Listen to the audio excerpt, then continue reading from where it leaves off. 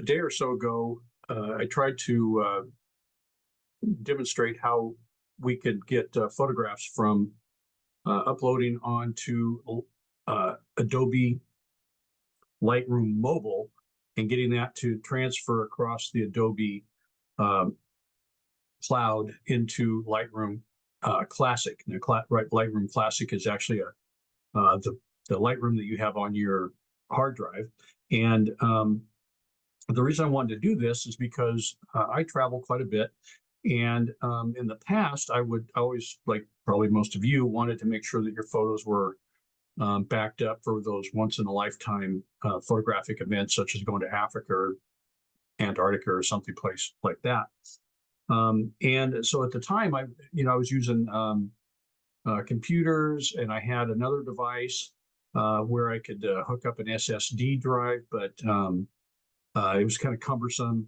And so I started looking into the Adobe Lightroom ecosystem and figured out that I could actually upload photos from my SD drive, which is here, into my iPhone.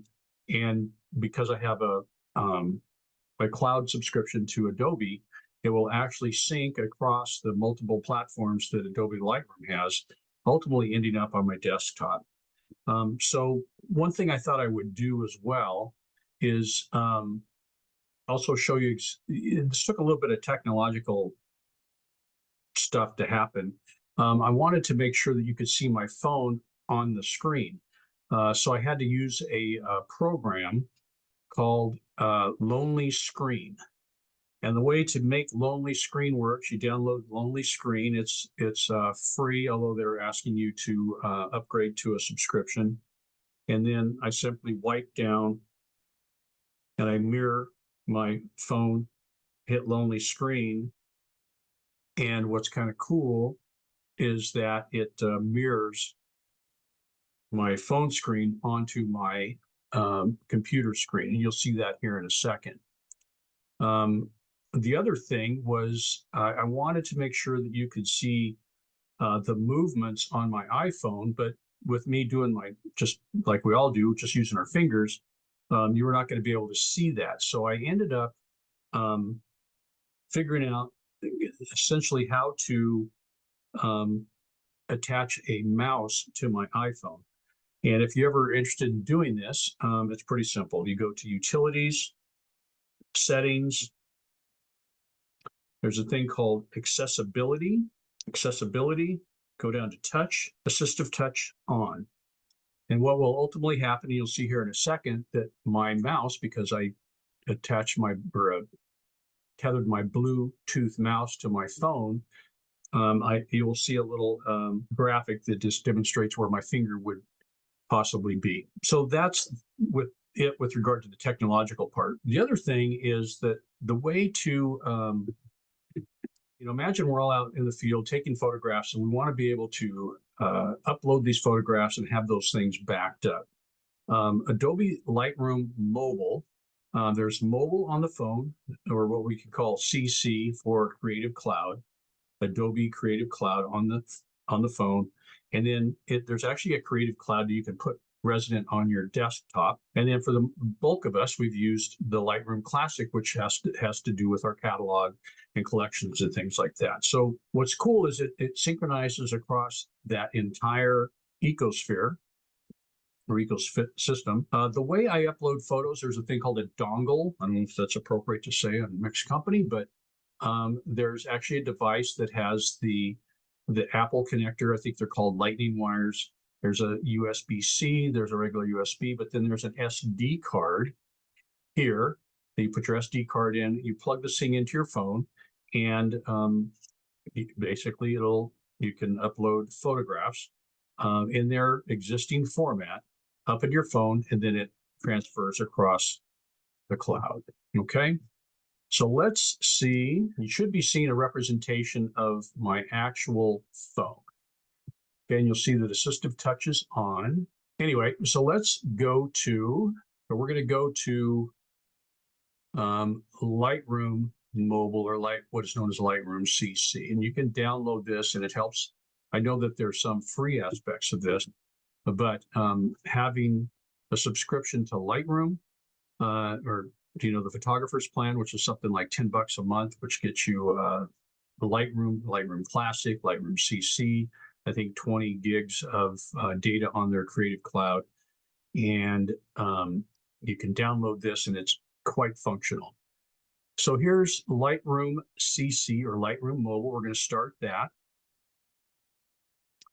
And one of the things that happens is that in Lightroom Mobile or Lightroom CC, there's a thing called albums. Now, interestingly enough, the Adobe folks created a thing called albums, but once it's synced across the Creative Cloud, it ends up in a collection in our Lightroom Classic desktop version. Why they didn't call this a collection, I have no idea. But in any event, I'm just the messenger on this. So it's a pretty robust system that exists on your phone. But what we're going to do here is create a new album. And I apologize, I'm not going to, well, I guess I could type this in here. We could call this the TOPG. And let's call it version 3.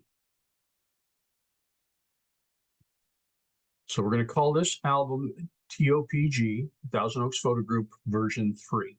Why version 3? Well, I've gone through this a couple times and was even recording this earlier today, and we had a little earthquake. So it seems like the spirits don't want me to finish this and get it right. But in any event, TOPG version 3. So what we're going to do is click on TOPG version 3, and we're going to add photographs. You can add photographs using your phone on your iPhone, or you can add photographs through either the device. The device is such that if you did take a photograph with your iPhone and it's existing in Photos, you can actually add photos, and we could show you that. You can add photos through Lightroom, but you can also add photos through a connected camera or card. And that's where that dongle comes in. So I'm going to plug that thing in. And we're going to click on connected camera card. And you'll see here, I only have one image because we only need one to practice with. And we're going to import that from my SD card into the Lightroom Mobile on my desktop. And here we go. So one photo's been added. And now what I can do is just unplug that. And there's a couple things that could happen here. The editing capabilities of the Lightroom Mobile is pretty darn robust. And so all I did was double-clicked or tapped on the image, and there's a bunch of things that you can do. I always start with auto. There's also, you can do, the exposure, contrast, highlights. The thing that works really well for me is I tend to use the masking quite a bit, and it will actually detect, that was the eraser, I'm sorry. The masking, it is pretty robust in that it will do pretty much what the Lightroom on your classic desktop will do. It'll select subject, skies, brush, the gradients that we all know about, color range, luminescence range. What it doesn't do, I don't think, is select people. But I've had very good luck with just selecting subject, and then beyond that, I will select people because I tend to make the people a little bit brighter and the background a little bit darker. But in any event, the editing, which is probably a class for another day, works really, really well.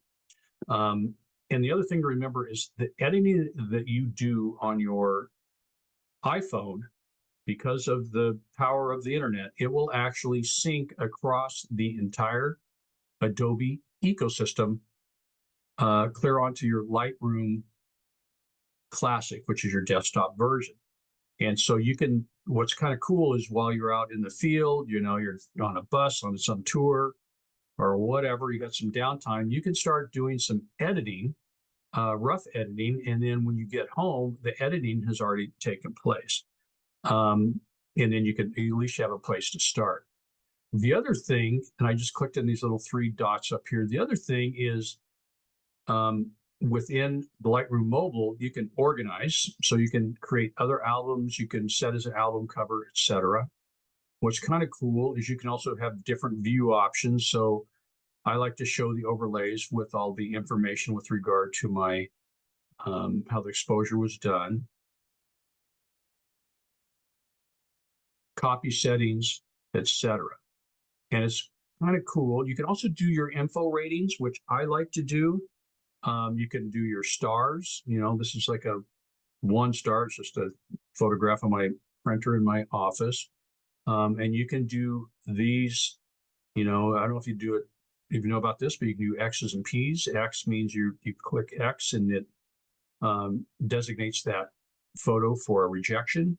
And P means it's been selected or picked. And so that's pretty cool. The other nice thing about Lightroom, I don't have to do this with my finger, you can actually press up or down with your finger. And I'm pressing up and down with my thumb, and you can reject or pick it at that point as well, or no flag rating whatsoever. But in any event, this photograph is resident on my Lightroom Mobile.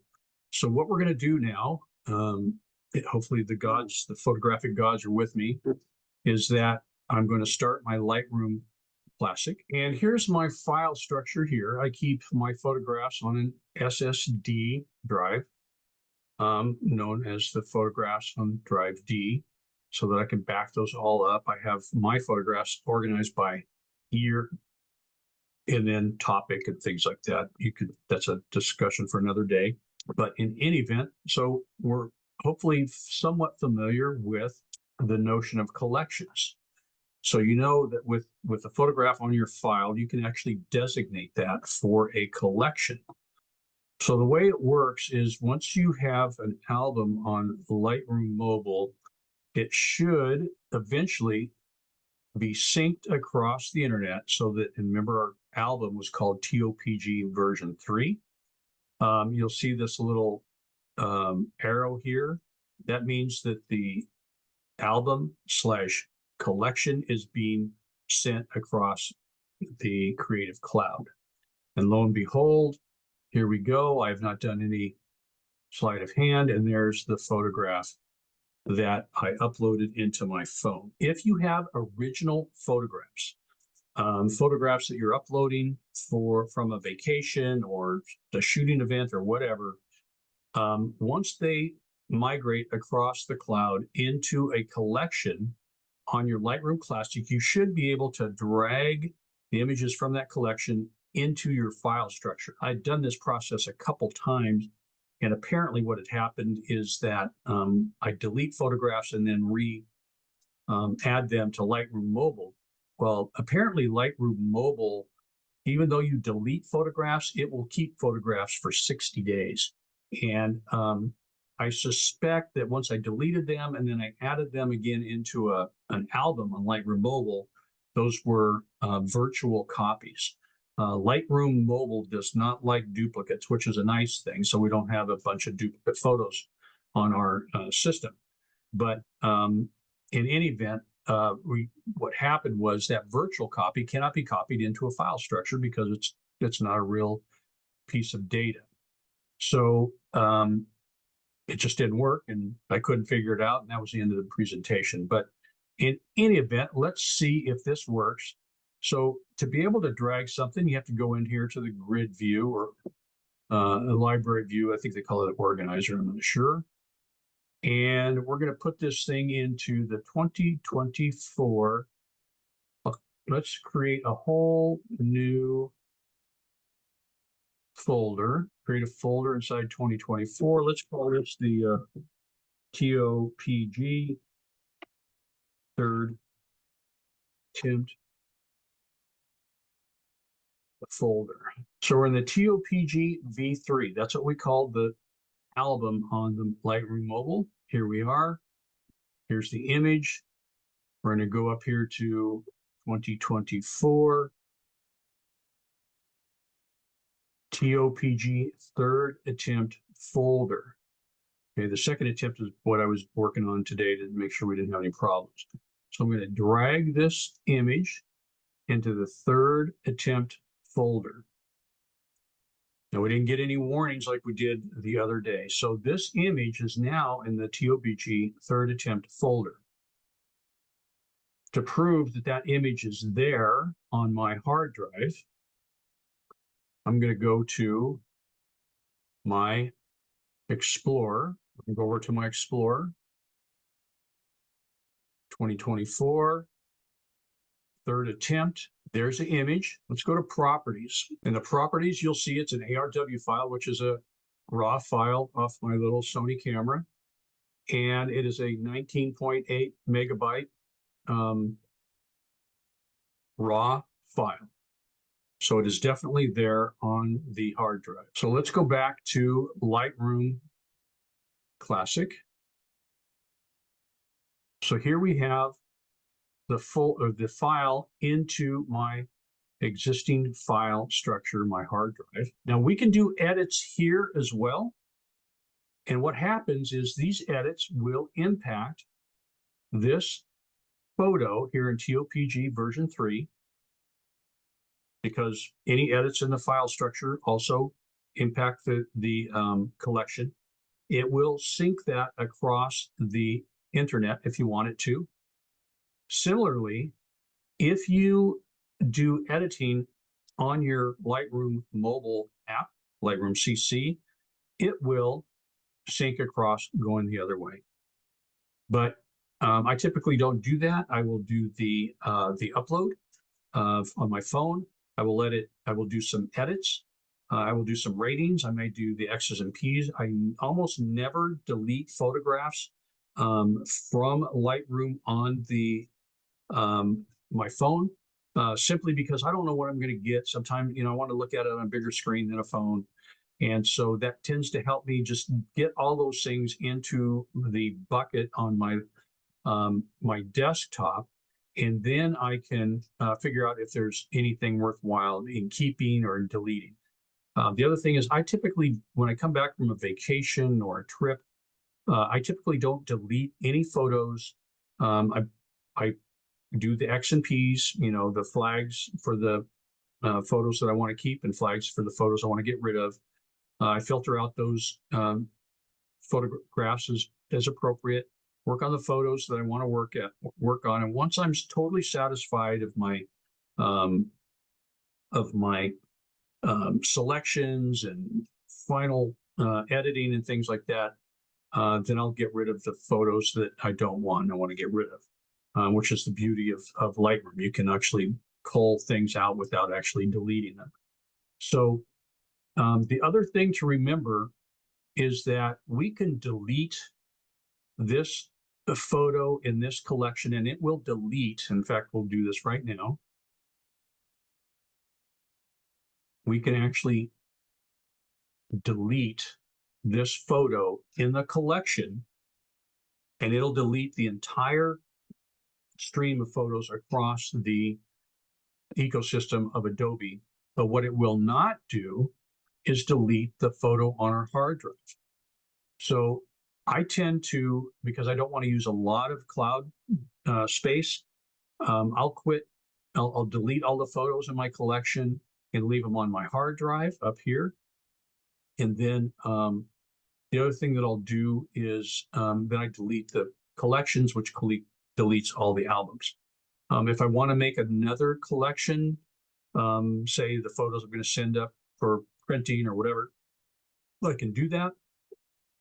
But keep in mind, if you delete the file on the hard drive, the Lightroom Classic hard drive file deletion, it will delete the files across the entire ecosystem, which kind of makes sense, because if you're deleting the file in your hard drive, you're also deleting the file or the indicator or whatever it's called on your collection in Lightroom Classic. And that's going to send a message to Lightroom CC across the Creative Cloud to delete all references to that photograph. So let's go up here and we are Lightroom TOPG third attempt folder. This is the photo that's actually in our file structure. It's on my hard drive. So let's go here, TOPG.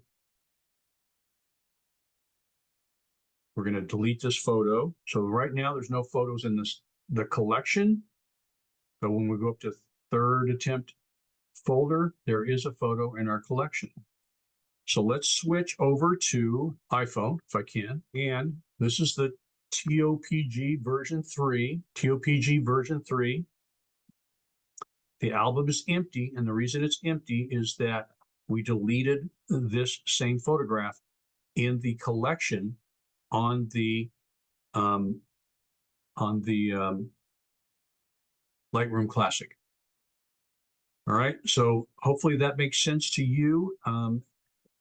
And that pretty much concludes this presentation. The whole point of this exercise is to be able to upload photographs from your card, whatever card you use, SD card or whatever, into your Lightroom mobile or Lightroom CC on your phone, and be able to know that it's going to be synced across the cloud. And when you get home, it's there waiting for you to do whatever you want with it. You can do rough editing and sometimes even final editing on your phone, and it works really, really well.